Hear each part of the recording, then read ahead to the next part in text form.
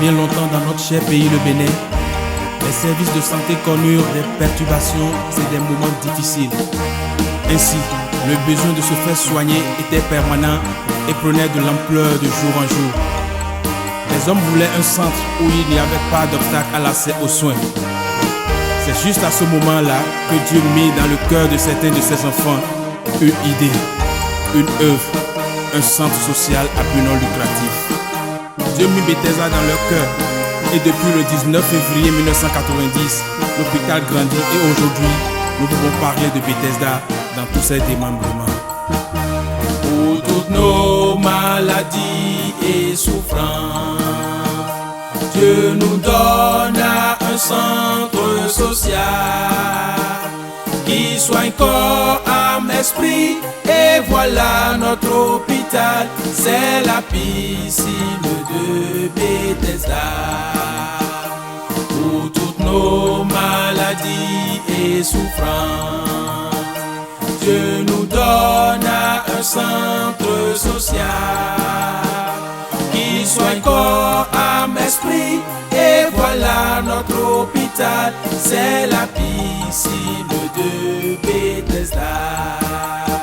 Aucune piscine, aucune piscine, aucune piscine pour nous rafraîchir.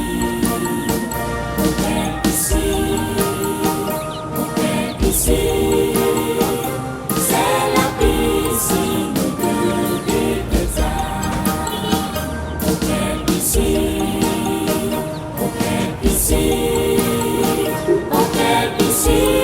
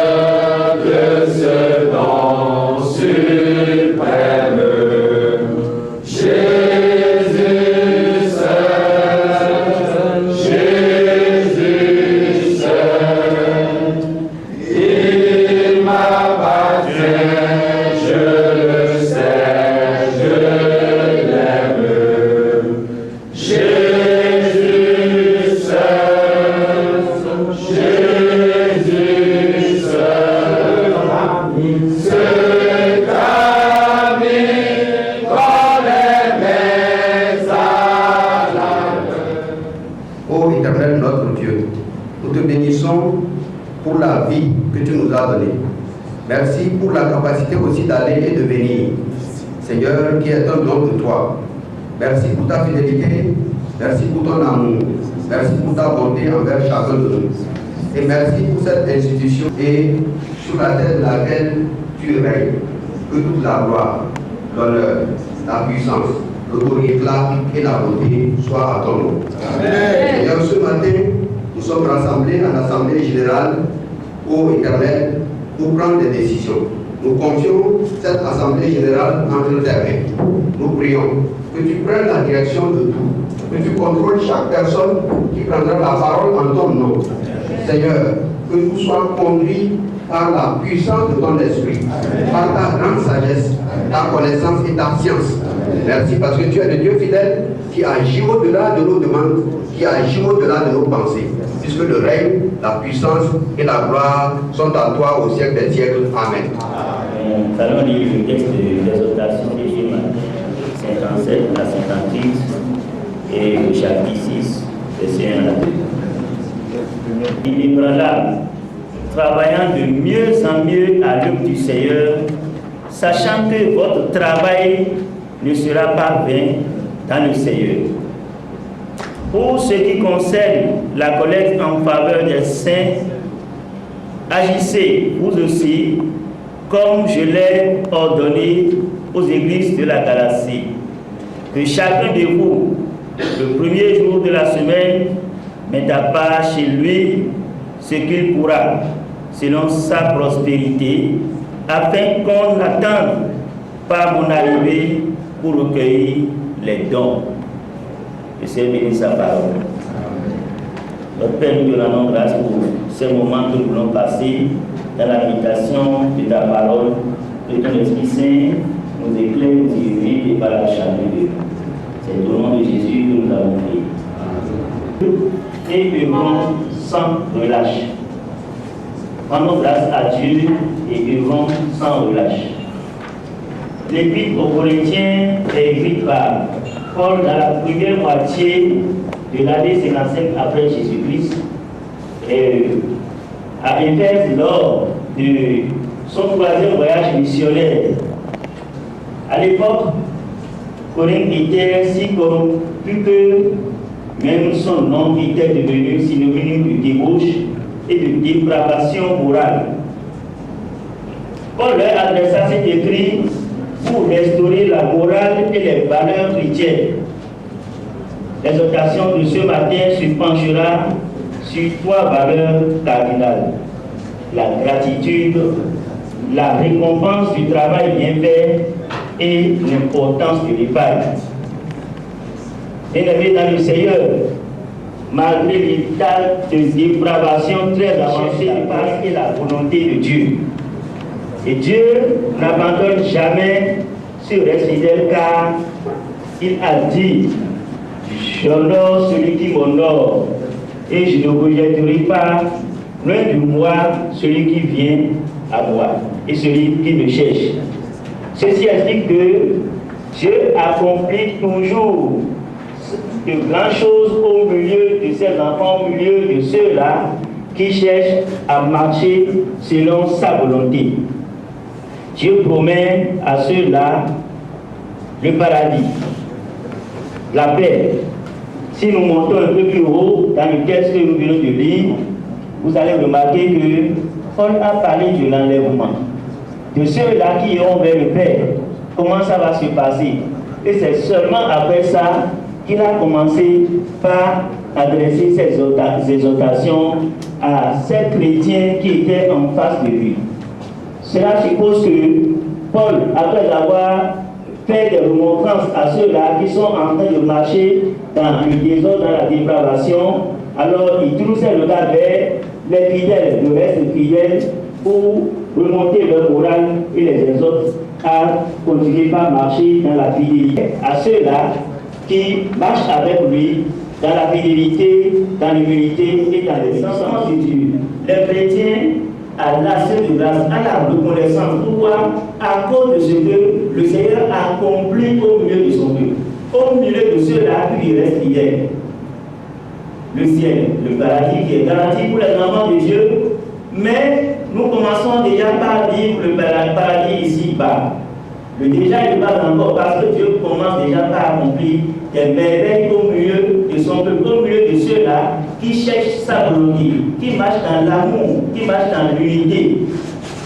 Ainsi donc, mes bien-aimés dans le Seigneur, nous avons raison d'adresser nos actions de grâce à Dieu. Nous aussi, si nous voyons tout ce que le Seigneur fait au milieu de nous, si nous voyons tout ce que Dieu accomplit au milieu de notre association, ce que le Seigneur fait chaque jour, dans la vie de chacun de ses enfants, dans la vie de notre association, nous pouvons que lui rendre grâce. Nous avons discuté des organes qui ont œuvré des jours, des semaines, des nuits. Ils viennent pour travailler, réfléchir sur le développement de l'œuvre, pour réfléchir, pour voir comment il faut encore relancer les choses. Bien aimés dans le Seigneur, je crois que tout cela mérite l'oration de grâce que nous devons adresser au Seigneur. Et il continue en exhortant ces Corinthiens fidèles au Seigneur à ne pas relâcher, à redoubler d'efforts. Il dit, bien aimé, il voudrait qu'ils persévèrent dans la direction qu'ils ont entreprise. Et nous aussi, chers frères et sœurs dans le Seigneur, nous avons besoin d'aller loin. Nous avons besoin de persévérer. Nous avons besoin de tenir ferme dans la direction que nous avons prise. Étant donné que nous savons que c'est Dieu qui nous a donné cette orientation, étant donné que nous savons que c'est Dieu qui est avec nous, nous ne devons pas baisser les bras. C'est vrai. Il arrive qu'on est fatigué, il arrive qu'on est découragé, il arrive qu'on se demande pourquoi on se gêne pour faire tout ceci, parce que lorsque les réunions commencent à trop durer, lorsque parfois il y a un peu de flou devant nous, on n'aura pas raison de baisser les bras. C'est pour cela que Paul exhorte à être inébranlable et à travailler de mieux en mieux.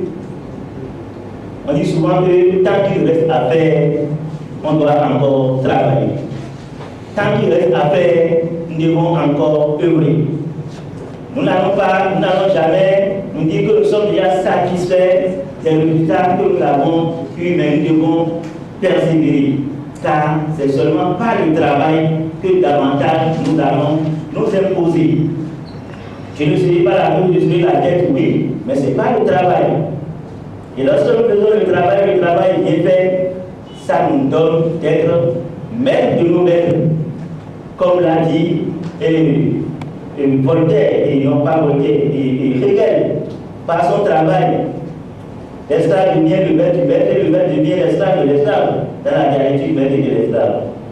Donc, en tant qu'enfant de Dieu, nous devons œuvrer, travailler davantage pour nous imposer, pour être véritablement des leaders. Par notre travail, comme le dit Voltaire, nous pouvons éloigner de nous l'ennui, le vice et le besoin. Nous n'avons pas besoin de tendre la main aux autres, mais c'est plutôt les autres qui viendront nous tendre la main, parce que par notre travail, nous sommes imposés. Et c'est ça la valeur des enfants de Dieu. Dieu a mis cela en nous. Et nous devons montrer que nous sommes véritablement le sel de la terre, nous sommes la lumière de ce monde par ce que nous faisons. Et le Seigneur glorifie son nom au milieu de nous par les résultats que nous avons. Nous sommes appelés à œuvrer pour l'atteinte des objectifs en tant que responsables, en tant que propriétaires de l'œuvre, en tant qu'initiateurs de l'œuvre, en tant qu'enfants de Dieu.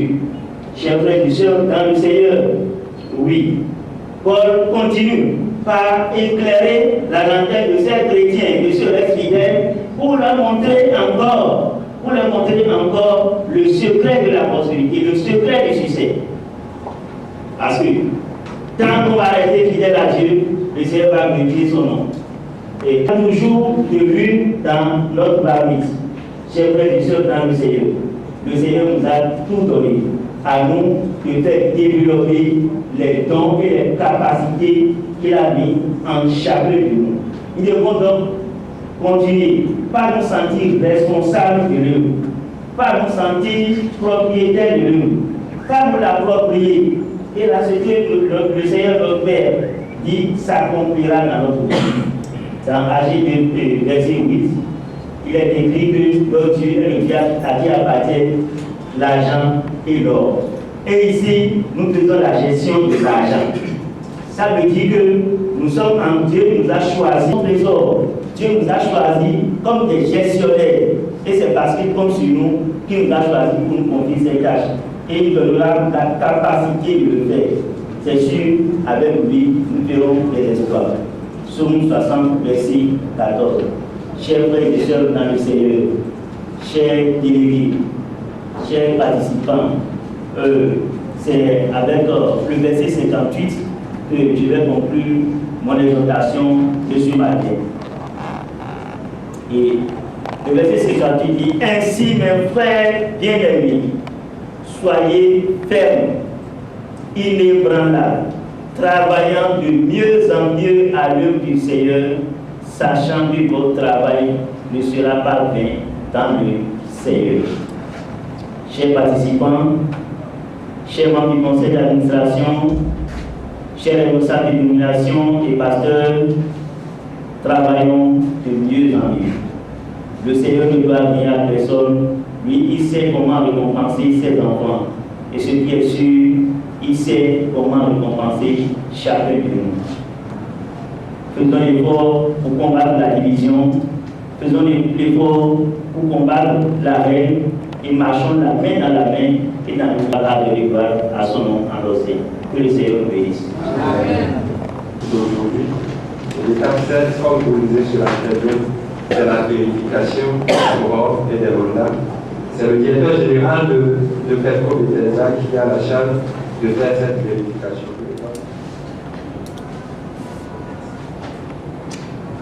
Ministère de la vie chrétienne pour l'homme.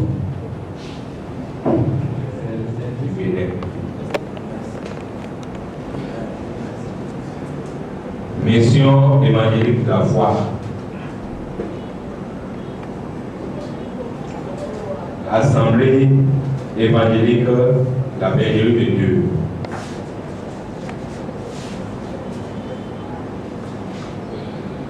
Ministère de l'Espérance au Bénin. Assemblée des disciples du Christ.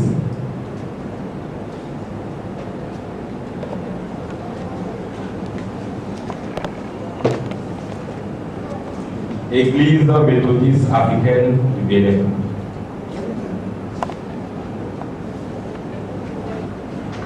Mission du salut en Christ inspiré pour une œuvre nouvelle.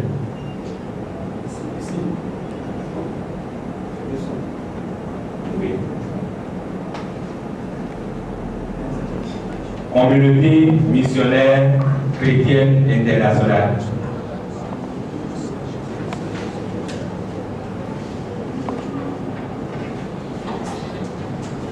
Église évangélique, église d'évangélisation, la parole de Christ au monde. Union des églises évangéliques du Bénin.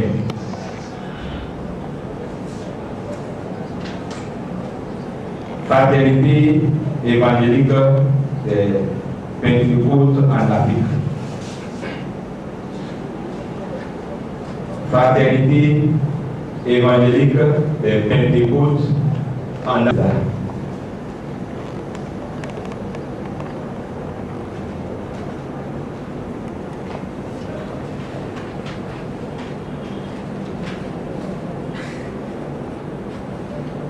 Église de Pentecôte au Bénin.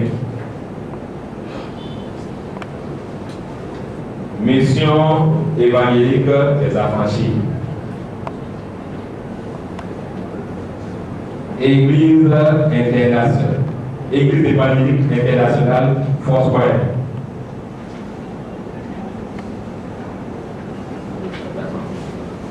Donc, la délivrance est installée à Christ. Merci. Église des chérubins, et c'est la fin du Bénin. Merci. Église évangélique de la foi en Jésus.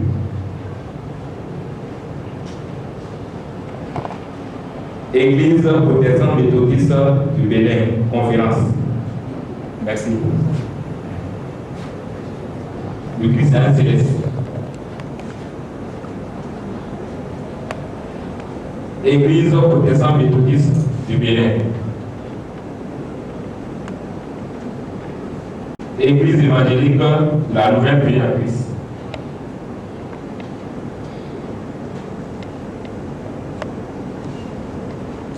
Église baptiste du Bénin. D'accord. Église attendue, bien dénomination attendue. Il y a 23. Et certainement il reste les deux autres qui sont en cours de route.